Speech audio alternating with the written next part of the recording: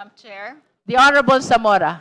I move to declare the impeachment complaint filed by Attorney Nathaniel Cabrera as sufficient in substance. There is a motion to declare the impeachment complaint of Cabrera sufficient in substance. Do I hear a second? The same has been seconded. Is there any objection? Madam Chair, once again, objection. The same has been objected to. We shall proceed to divide the House. Those who are in favor of the motion, please raise your right hand.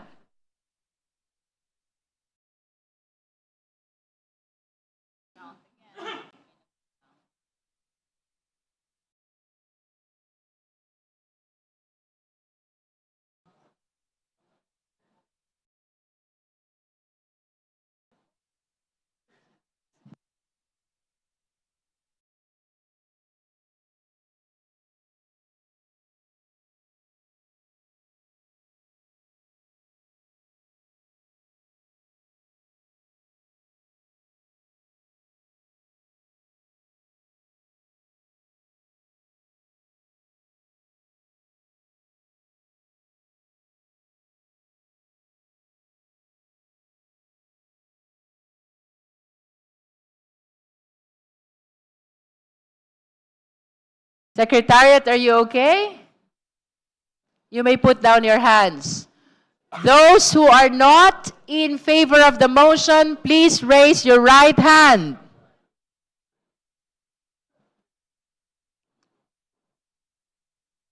You may put down your hand. Those who abstain, please raise your right hand. That concludes our voting on the fourth impeachment complaint. Secretariat, result, please.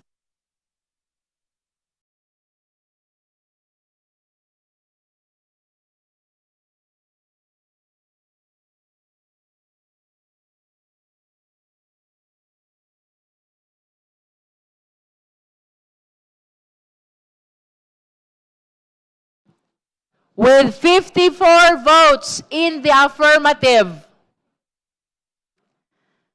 and 1 vote in the negative, with 0 abstention, the chair declares the Cabrera impeachment complaint sufficient in substance. So ruled. Madam Chair, The Honorable Zamora.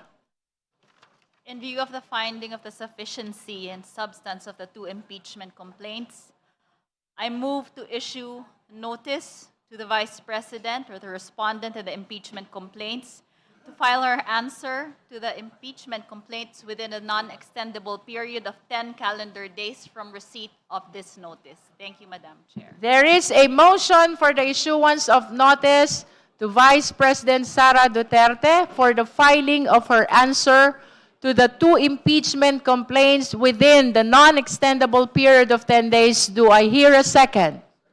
The same has been seconded. Is there any objection? Hearing none, the motion is granted.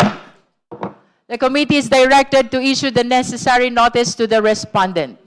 If there are no other matters to be discussed in this committee hearing or to be manifested by the members, the chair is ready as well to hear the necessary motion. Move to adjourn, ma'am. Move to adjourn. Our today's committee meeting is hereby adjourned.